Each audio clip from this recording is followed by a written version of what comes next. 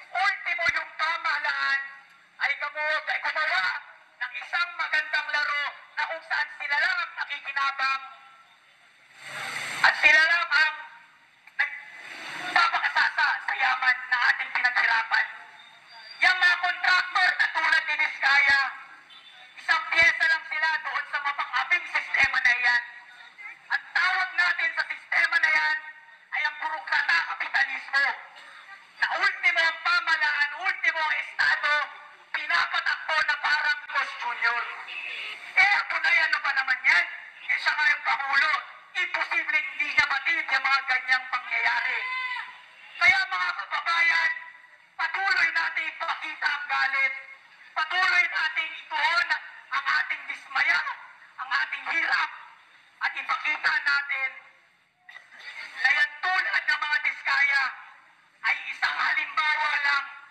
pinakita na natin ang ating pagkilos. Nananawagan ako sa lahat ng mga mamamayan, mga kababayan, mga nanay, kung nagagalit po tayo sa mga kurakot na tulad ni Vizcaya. Inaanyayahan ko po kayo, samahan nyo kami, iisa-isahin natin ang lahat ng mga gobyerno, lahat ng mga gusali, ahensya na nakikita natin na tiwali, kurakot at nagpapakasasa sa pinaghihirapan natin kaban ng bayan. Kaya mga kababayan, ating muli sigaw, Vizcaya! Ikulong!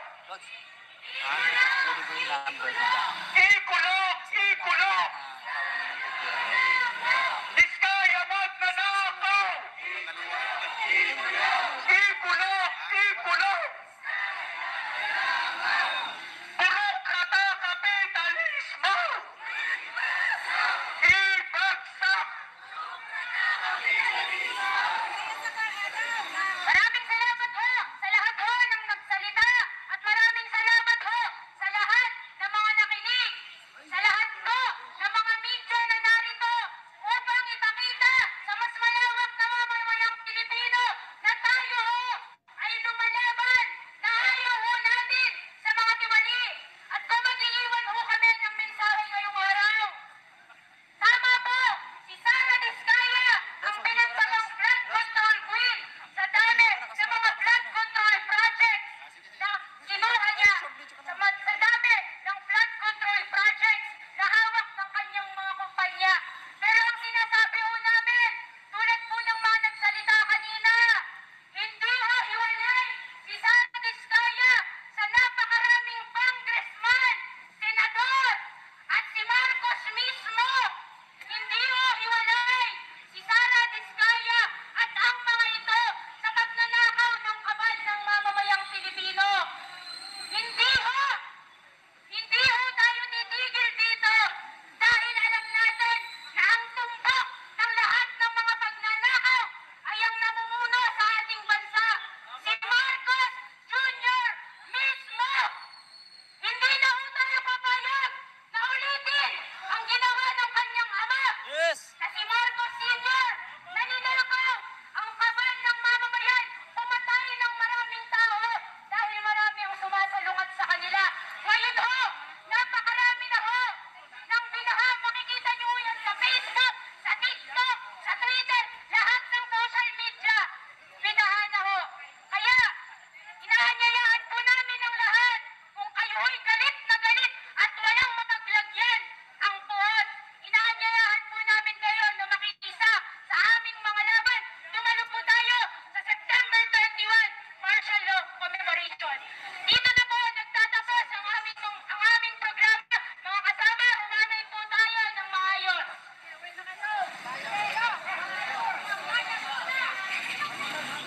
Anay po tayo!